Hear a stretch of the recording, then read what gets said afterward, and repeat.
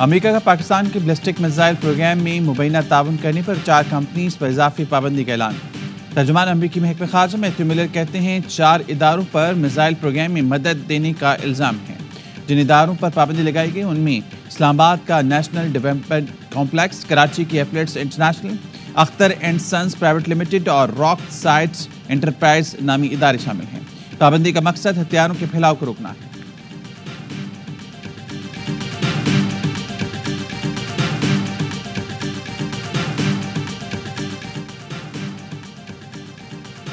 N D C اور 3 نجی تجارتی اداروں پر امریکی پابندیوں کا فیصلہ افسوسناک اور غیر منصفانہ ہے۔ پاکستان کی اسٹریٹجک صلاحیتیں ملکی خود مختاری کی تحقیق، تحفظ اور جنوبی ایشیا میں امن و استحکام یقینی بنانے کے لیے ہیں۔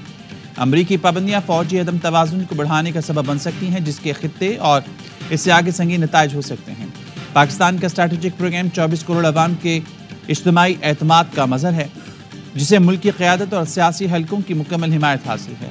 ماضی میں بھی بنا ثبوت محض شکوک کی بنیاد پر پابندی جیسے اقدامات کیے گئے اور بعض ملکوں کو جدید فوجی ٹیکنالوجی کی فراہمی کے لیے لائسنسنگ شرائط میں چھوٹ دی گئی۔ دفتر خارجہ پاکستان کا امریکی اعلان پر رد عمل۔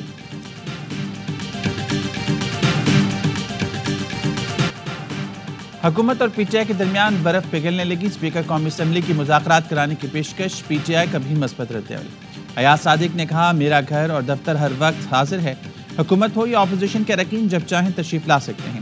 تلخیاں ختم کرنے کے لیے مذاکرات ضروری ہیں، سیاسی مسائل سمیت کسی بھی معاملے پر کردار ادا کرنے کے لیے تیار ہوں۔ اسد قیصر نے اسپیکر کی پیشکش خوش آئند قرار دے دی، کہا ایاز صادق حکومت کو بھی سنجیدگی دکھانا کا کہیں، کل کی پیشکش پر حکومت نے ہمیں کوئی جواب دیا نہ رابطہ کیا۔ شیر افضل مروت بولے مذاکرات کے لیے کمیٹی بنی ہے، مذاکرات بھی ہونے چاہیے، سول نافرمانی تب شروع ہوگی جب کوئی دوسرا راستہ نہیں ہوگا۔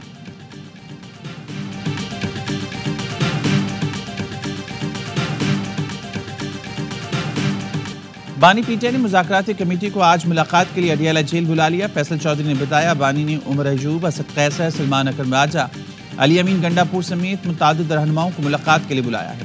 بانی سے ملاقات کے لیے اڈیالہ جیل انتظامیہ کو درخواست دے دی۔ فیصل چودھری کہتے ہیں مذاکرات نہ ہوئے تو اتوار سے سول نافرمانی شروع ہوگی۔ بانی پی ٹی آئی نے کہا ہے حکومت اتوار تک ہمارے 2 جائز مطالبہ تسلیم یا مذاکرات نہیں کرتی تو تحریک شروع ہوگی۔ تحریک انصاف کی کور کمیٹی کا اجلاس بھی آج طلب کر لیا گیا۔ اجلاس میں حکومت سے مذاکرات اور 26 نومبر واقعے کے بعد قانونی کارروائی سمیت اہم امور پر مشاورت ہوگی۔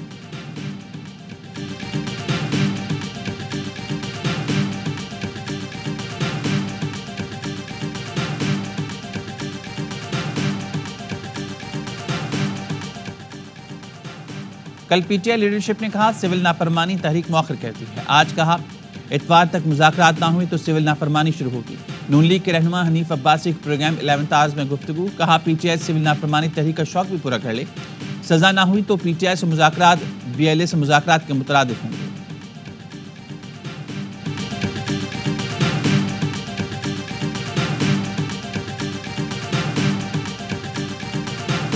جو پیسے تھے $190 ملین، اب اس کو بیسس بنا کر کا فیصلہ کیا ہوا ہے۔ جج سے لگ رہا ہے کہ پیر والے دن یہ ان کو سزا عمران خان کو اس کیس میں دے دیں گے۔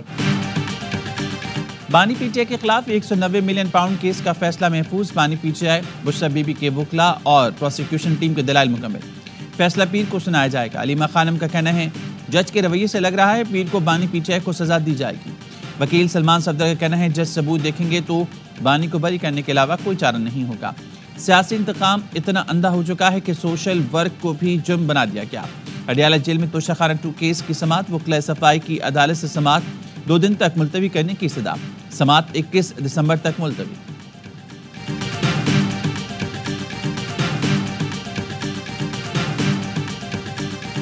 انٹرنیٹ کی سست رفتار، پیپلز پارٹی کی حکومت پر وار، قومی اسمبلی میں شاذیہ مری نے کہا حکومت کے اقدامات مضحکہ خیز ہیں، بند انٹرنیٹ میں ڈیجیٹل نیشن بل لا رہی ہیں، فائر وال سن سن کر کان پک گئے ہیں، جو سوشل میڈیا غلط استعمال نہیں کرتے ان کو کس چیز کی سزا دی جا رہی ہے۔ عبدالقادر پٹیل بولے ایکس ہو، وائی ہو یا زیڈ، فل سپیڈ میں انٹرنیٹ چلنا کب شروع ہوگا؟ حکومت نے ملک میں انٹرنیٹ کا ستیہ ناش کر دیا۔ قومی اسمبلی کی قائمہ کمیٹی نے ڈیجیٹل نیشن پاکستان بل کی منظوری مشاورت کے لیے مؤخر کر دی۔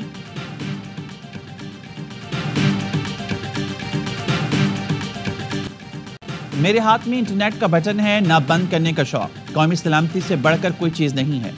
آئی ٹی کی وزیر شیزا فاطمہ نے ایکس بندش کی حمایت کر دی۔ کہا وزارت داخلہ کی ہدایت پر سوشل میڈیا پلیٹ فارم بند کیا۔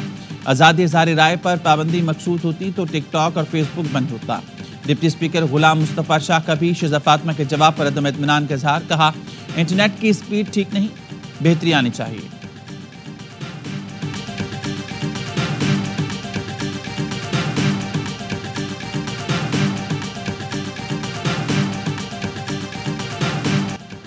نان فائلرز بینک اکاؤنٹ نہیں کھول سکیں گے، نہ زیادہ ٹرانزیکشن۔ 800 cc سے زائد گاڑیاں خریدنے پر پابندی ہوگی۔ حکومت نے نان فائلرز کے گرد شکنجہ مزید سخت کرنے کی تیاری کر لی۔ ٹیکس لا ترمیمی بل قومی اسمبلی میں پیش۔ مجوزہ ترمیم کے مسودے میں کہا گیا ہے کہ نان فائلر مخصوص حد تک جائیداد اور شیئرز خرید سکیں گے۔ غیر رجسٹر کاروباری افراد جائیداد ٹرانسفر نہیں کر پائیں گے۔ بینک اکاؤنٹس منجمد، حکومت پراپرٹی اور کاروبار سیل کرنے کی مجاز ہوگی۔ فائلرز کے والدین، بیوی اور 25 سال تک کی عمر کے بچے فائلر تصور ہوں گے۔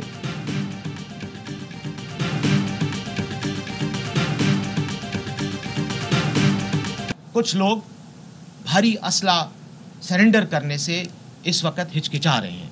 جب تک اسلحہ سرنڈر نہیں ہوگا اس وقت تک سڑک نہیں کھلے گی۔ جب تک اسلحہ جمع نہیں کیا جاتا سڑک نہیں کھلے گی۔ مشیر اطلاعات خیبر پختونخوا بیرسٹر صاحب کہتے ہیں حکومت نے فیصلہ کیا ہے کرم میں بنکرز اور جدید اسلحے کو ختم کرنا ہے، لیکن کچھ لوگ بھاری اسلحہ سرنڈر کرنے میں ہچکچا رہے ہیں۔ بنکرز کو مسمار کریں گے، جس کے بعد فورسز قانون نافذ کریں گے۔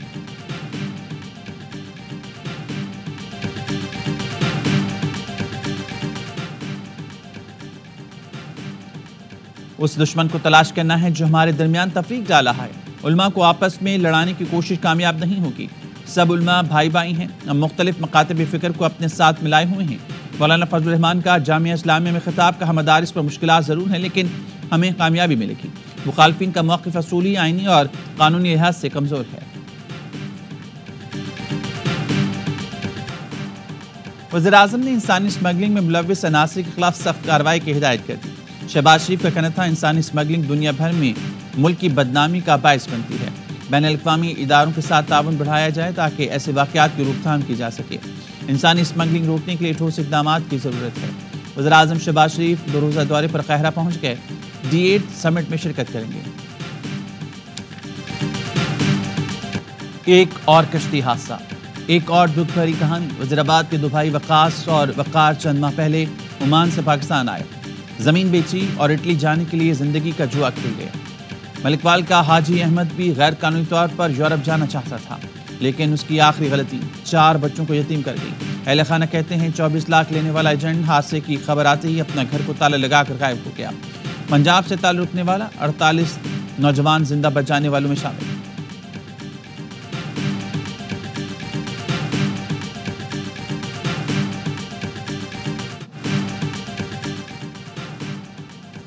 یورپ کے بعد برطانیہ میں PIA کی پروازوں کی بحالی۔ PIA انتظامیہ کا برطانوی محکمہ ٹرانسپورٹ اور سول ایویشن کو مراسلہ۔ خط کے متن میں کہا گیا برطانیہ میں PIA کی پروازوں کی بحالی کی اجازت دی جائے۔ PIA لندن، برمنگھم، مینچسٹر کے لیے پروازیں چلائے گی۔ PIA کی برطانیہ میں 3rd کنٹری اجازت نامہ بھی بحال کرنے کی درخواست۔ یورپی ملکوں میں بحالی کے بعد پہلی پرواز 10 جنوری کو پیرس پہنچے گی۔ PIA کی برطانیہ میں پروازوں کی بحالی سے ایئر لائن کی آمدنی میں اضافہ ہوگا۔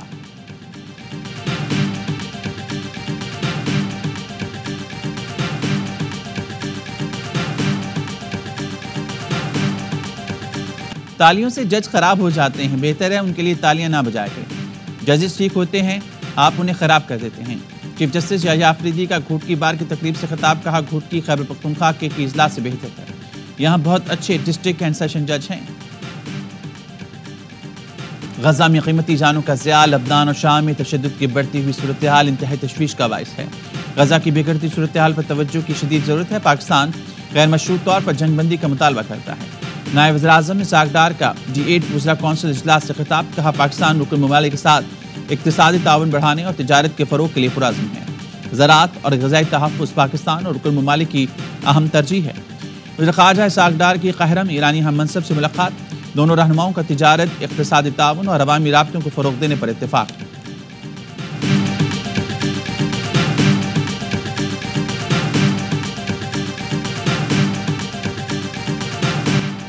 غزہ میں اسرائیل کی جارحیت میں کمی نہ آ سکی، صہیونی فوج کے وحشیانہ حملوں میں مزید 38 فلسطینی شہید ہو گئے، 200 سے زائد زخمی ہیں۔ بیت اللاہیہ میں کمال عدوان اسپتال کے قریب بمباری سے 15 افراد جان سے گئے۔ رفح اور خان یونس میں سیف زون پر اسرائیلی فورسز کی گولہ باری جاری، مقبوضہ مغربی کنارے میں بھی متعدد نوجوانوں کو نشانہ بنایا گیا۔ شہداء کی مجموعی تعداد 45,097 ہو گئی، 1,07,000 سے زائد زخمی ہیں۔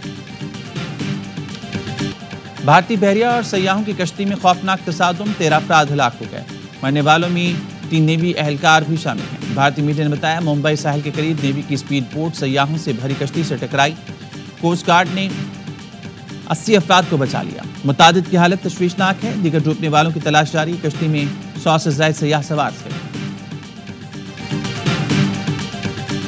پی سی بی محسن نقوی کی سعودی کرکٹ فیڈریشن کے سربراہ اور سعودی نائب وزیر کھیل سے ملاقات، چیمپئنز ٹرافی کے میچز دیکھنے کے لیے پاکستان آنے کی دعوت دی، سعودی کھلاڑیوں کو تربیت دینے کی بھی پیشکش کی، کہا کرکٹ ڈیولپمنٹ کے لیے پلیئرز ایکسچینج پروگرام شروع کیا جا سکتا ہے، سعودی عرب ہر پاکستانی کا دوسرا گھر ہے، تعاون پر خوشی ہوگی۔ پہلے میچ میں کامیابی کے بعد پاکستان کی سیریز پر نظریں، پاک جنوبی افریقہ دوسرا ون ڈے آج کیپ ٹاؤن میں کھیلا جائے گا۔ میزبان ٹیم سیریز میں واپسی کے لیے پورا زور لگائے گی، گرین شرٹس بھی فیصلہ کن برتری کے لیے پرعزم۔ پہلے میچ میں سائم ایوب اور سلمان علی آغا نے ٹیم کی نیا پار لگائی، 3 میچز کی سیریز میں 1-0 کی برتری دلائی۔ دوسرے میچ کے لیے فاسٹ بالر محمد حسنین کو ٹیم میں شامل کیا جا سکتا ہے۔